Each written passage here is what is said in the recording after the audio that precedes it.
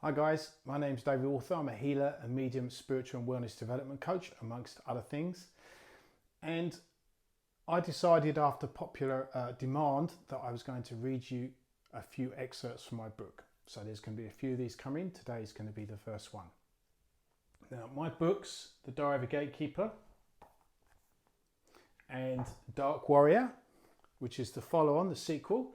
Both these books are written on true life stories and incidents about the energetic world and the spirit world that we live in. I thought I'd read you an excerpt from one of them because this particular scene is can be classic for anybody, I guess, in some ways, but where I went to visit a house and I thought I was going to be on vacation for a few days, and things didn't turn out the way I expected them to turn out. And this is the kind of thing that can happen. So I'm just going to read you an excerpt from chapter 22 called Daylight Ambush from The Diary of a Gatekeeper.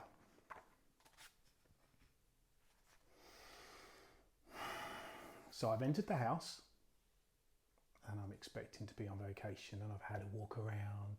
I've enjoyed what's going on. I've sussed things out, and I get to this point. At the bottom of the stairs, bag in hand, he stopped.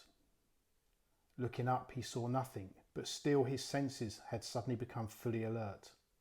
Something was wrong. Dropping his bag to the floor, he stared at the top of the steep, narrow stairs.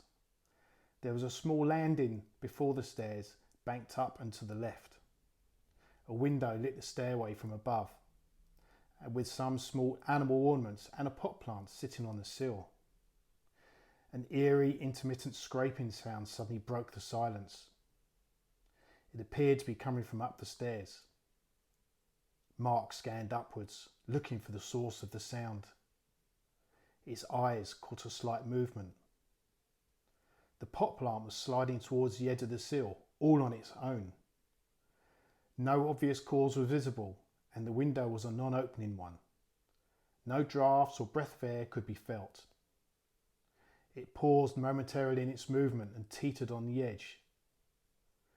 Apparently of its own volition, the pot plant suddenly launched forward, tipping over the edge, and flew down the stairs, shattering with a loud crack halfway down as plant, earth and pottery exploded on impact, bouncing down the stairs with far more force than would be normal. It splashed the wall and stairway with a mixture of earth, plant and clay on its rapid descent. Mark stood mesmerised as the pot and its contents hurtled towards him. He couldn't believe what he was seeing. At the last second he stepped aside, and the last parts of the shattered pot and its contents soared past his head. He felt the rush of air past his ear as it narrowly missed him, finally coming to rest with shattering impact on the floor several feet behind him. Silence descended.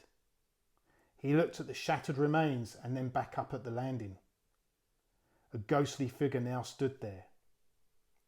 Focusing, the figure became more cohesive and he could make out more details. It was male, dressed in old-style clothing, about 6 feet in height and of average build. Its form was mildly blurred, and the dark eyes in a swarthy complexion returned his gaze. Laughter emanated from its mirthless features. Seconds later, the laughter turned demonic, and its features followed suit, turning into a wicked grimace with eyes black as coal. A scowling mouth and twisted features transformed it into a demented face from hell. Dark auras now surrounded the being as its true energies manifested. Mark's defensive barrier instantly slammed into place. Grounding into the earth beneath him, he felt his spirit guides step in close. More like soldiers than the usual spirit guides, they too sensed that battle was imminent. He instinctively raised his hand and light shot out of them, streaking up the stairs. Almost too fast for the eye to see, they reached the dark spirit, instantaneously wrapping around him, binding him on the spot. With a cry of rage, it tried to move, fully allowing his guides to infuse him with their power. A sense of determination and righteousness flowed through Mark as he stomped up the stairs towards the dark spirit. Reaching the landing at the top of the stairs, he took hold of the restrained dark entity. Struggling against its bonds, it stared at him with undisguised malevolence. Mark picked it up with a grip around its throat and groin and hoisted it up into the air, its feet thrashing futilely. Too late it realised its plight. It screamed as with a mighty heave he threw it down the stairs to waiting guides who firmly took hold of it.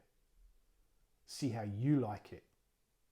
"Take it away," he said to the guides, who now held the spirit. Catching his breath, Mark turned his attention back up the stairs. His senses were now fully attuned, and he could feel other dark spirits around him. How had they escaped his notice till now? While he was tired and distracted, they had lain in wait for him, trying to catch him unawares. They had almost succeeded, except for that sixth sense he seemed to possess, which had once again saved him.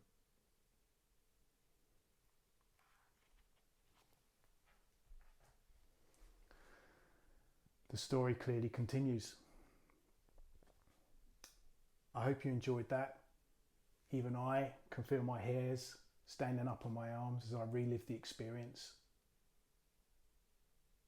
If you want to know more, please do reach out to me for your signed copy of the Diary of a Gatekeeper, or check out the reviews on Amazon. The links are on all my social media, my website, or just Google my name or tap my name into Amazon, either way. And you can read the story yourself. There'll be more excerpts to follow over the next few weeks. Guys, if you like this video and others, please do subscribe, like, and put any comments underneath that you want to. All helps with the algorithms for me to boost this channel so I can get more content out to you. Have a lovely day. Have a lovely week. Have a lovely month. Kind thoughts, kind words.